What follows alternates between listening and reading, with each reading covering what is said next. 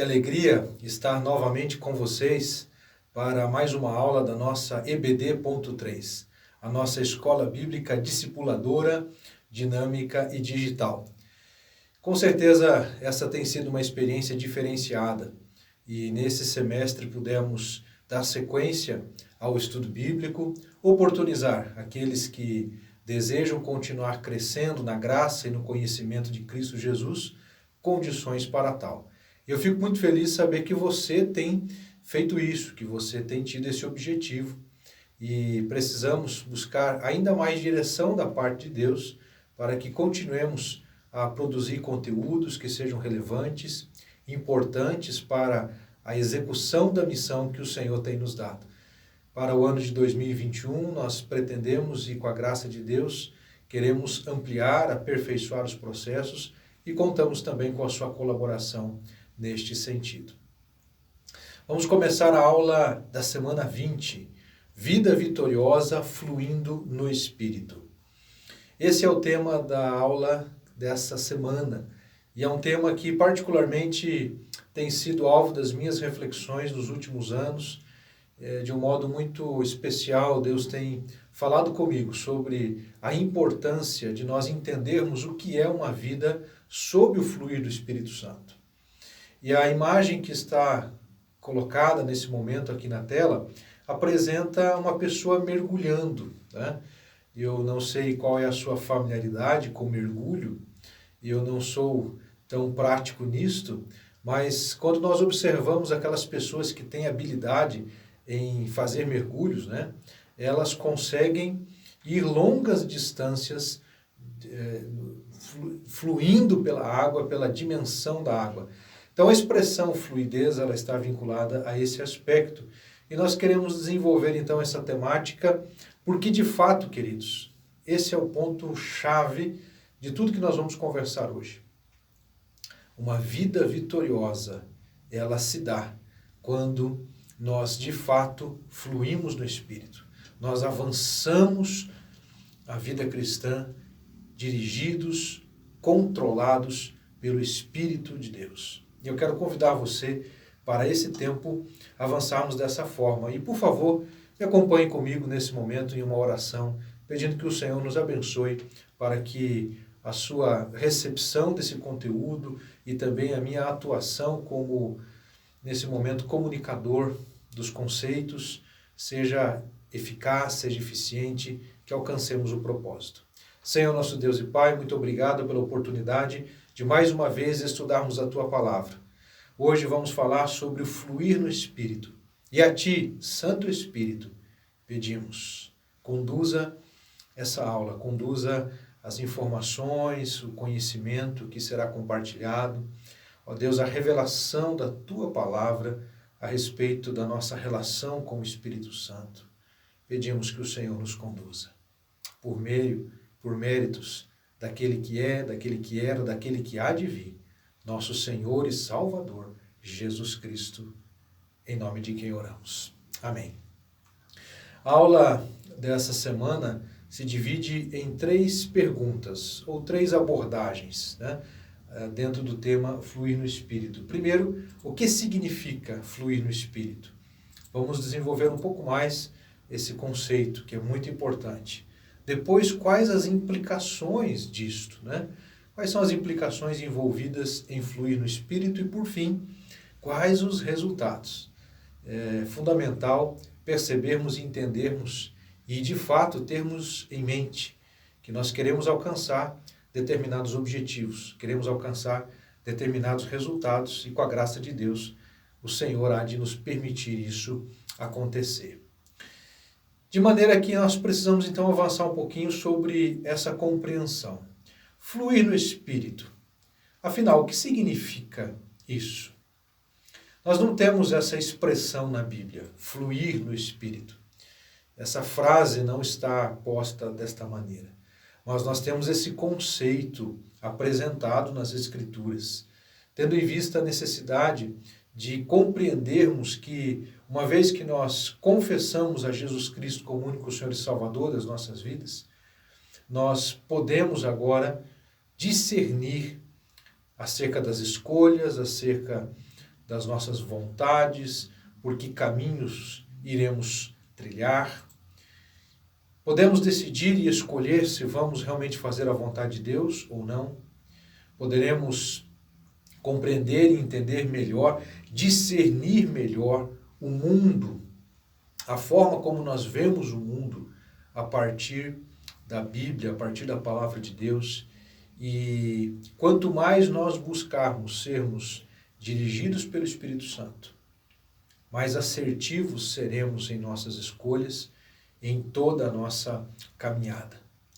Fluir no Espírito, para a nossa aplicação, é uma expressão, né? Uma expressão que serve para ilustrar a nossa dinâmica de experiência, né? A nossa dinâmica na relação com o Espírito Santo. Como é que funciona essa dinâmica da nossa relação com o Espírito? Veremos que, ao chegarmos dentro da questão que envolve os resultados, uma palavra que aparecerá é a palavra liberdade. Uma pessoa que flui no Espírito de Deus é alguém que tem liberdade em sua vida. No momento adequado nós vamos falar quais são as dimensões dessa liberdade. Mas, de fato, a ênfase e a intenção da expressão fluir no Espírito é nós entendermos essa dinâmica na nossa relação com o próprio Espírito Santo. Essa relação que evidenciará alguns dos frutos e também denunciará as obras da carne. É importante nós lembrarmos, a palavra de Deus nos diz na carta de Paulo aos Gálatas, no capítulo 5, dos versos de 19 a 21, aquilo que Paulo chama de as obras da carne. Paulo, inspirado pelo Espírito de Deus, escreveu acerca das obras da carne. No verso 22 ele fala sobre as virtudes do fruto do Espírito. O texto de Gálatas, capítulo 5, é muito importante porque nós podemos compreender ali o que é viver no Espírito e o que é viver na carne. A quem é dado viver no Espírito? Gálatas capítulo 4, verso 4, nos diz o texto que, vindo à plenitude dos tempos, Deus enviou seu Filho, nascido de mulher, nascido debaixo de lei, para resgatar os que estavam debaixo da lei, a fim de sermos adotados como filhos. Então agora nós temos uma relação com Deus de filhos, e não mais daquele povo que tão somente estava vinculado ao cumprimento da lei. Veremos que uma vida no fluir do Espírito implica, sim, em apresentar, evidenciar, né? A palavra mais adequada seria apresentar evidências de uma nova vida. Apresentar evidências dessa relação com o Espírito Santo. Na coluna à esquerda, nós temos a relação das obras da carne, as quais testificam o que é uma vida não controlada pelo Espírito, mas controlada pelas vontades humanas. Quando nós falamos as obras da carne, nós temos que entender, queridos, que o texto ele faz alusão àquilo que praticamos, às atitudes que temos, não necessariamente vinculadas apenas à questão da nossa carne física, mas vinculada à esfera humana, natural, propensa ao pecado. Essa esfera natural, humana, propensa ao pecado, a qual vem conosco, digamos assim, desde quando nascemos e se apresenta, ela floresce, melhor dizendo, à medida que os anos passam e que nós crescemos, mais e mais as obras da carne vão sendo evidenciadas. E aqui o texto coloca para nós algumas situações que podemos aqui considerar para efeitos de ilustração. Imoralidade, impureza e indecência, que são questões vinculadas à sexualidade. Idolatria e feitiçaria, vinculadas à religião, à adoração. Inimizades, rivalidades, ciúmes, ira, ambição egoísta, discórdias, partidarismos e inveja. Questões vinculadas a relacionamentos. E também bebedeiras e glutonarias, vinculado à alimentação.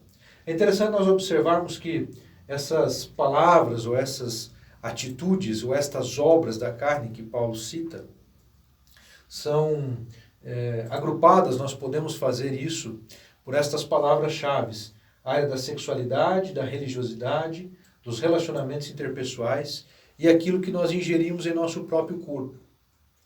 De maneira, queridos, que nós começamos a apresentar uma compreensão importante. A vida de alguém que flui no Espírito, as decisões e a forma como a natureza humana, a natureza carnal, irá desenvolver, irá apresentar, está vinculada diretamente a essa ação do Espírito. Naturalmente, a nossa tendência será realizarmos estas obras. Instintivamente, naturalmente. Será mais fácil seguir por esse caminho. É por isso que Jesus fala que existem dois caminhos, que existem duas portas, o caminho estreito e o caminho largo. A porta estreita e a porta larga. O caminho largo é aquele que conduz às obras da carne, que facilmente são desenvolvidas. Mas as virtudes do fruto do Espírito assumem uma outra conotação. E é sobre estas virtudes que agora eu quero destacar. De acordo com Gálatas 5:22, nós temos 9 virtudes destacadas acerca, importante dizer, do fruto do Espírito. O fruto do Espírito está no singular. É um fruto que produz amor, paz, alegria, paciência, benignidade, bondade, fidelidade, amabilidade e domínio próprio. Nós temos aqui esses elementos, essas virtudes do fruto do Espírito, que são fundamentais para não colocarmos ou não evidenciarmos a prática das obras da carne. Podemos acrescentar também humildade, Filipenses 2:3, misericórdia, Filipenses 2:1, piedade, 2 Pedro 1:6, justiça, Efésios 5:9 e pureza, Mateus 5:8. Dentre outros exemplos, dentre outras ações que fazem parte das virtudes do fruto do Espírito. De maneira, queridos, que nós precisamos responder uma questão a partir dessa exposição. Por que ficamos presos ao pecado se temos o Espírito Santo? Por que temos a tendência de manter estas obras evidenciadas em nossa vida? Se você já tomou a decisão de verdadeiramente professar a fé em Jesus Cristo, você foi alguém alcançado pela graça de Deus, é uma nova criatura, é uma nova criação. Efésios capítulo 4, verso 13 vai dizer: no momento em que crestes no Evangelho da salvação, fostes selados com o Espírito Santo da promessa. Se nós já recebemos o Espírito Santo, por que então ainda pecamos? Por que então ainda mantemos as obras da carne como práticas do nosso cotidiano? Essa é uma reflexão importante que precisamos fazer. Essa imagem, ela traz para nós uma reflexão, e a qual eu pretendo encorajar você, estimular você a considerar. Há muitos cristãos como essa pessoa.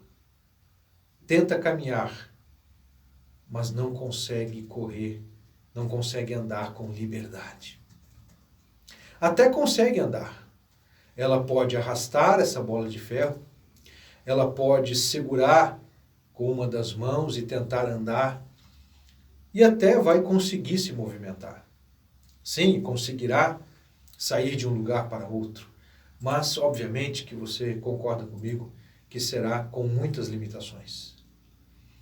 É dessa forma que eu exemplifico o cristão, o homem, a mulher cristã, que permite que práticas pecaminosas, que hábitos pecaminosos façam parte da sua experiência cristã. Nós precisamos trabalhar de uma forma diferenciada.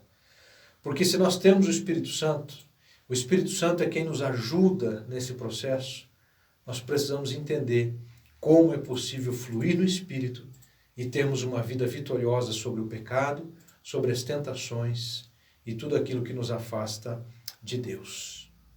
Pois bem, diante desta ilustração que eu coloquei para nós aqui refletirmos com base nessa imagem, agora nós vamos avançar para a próxima reflexão, respondendo à pergunta: quais as implicações de fluir no Espírito? Vamos dar sequência em breve.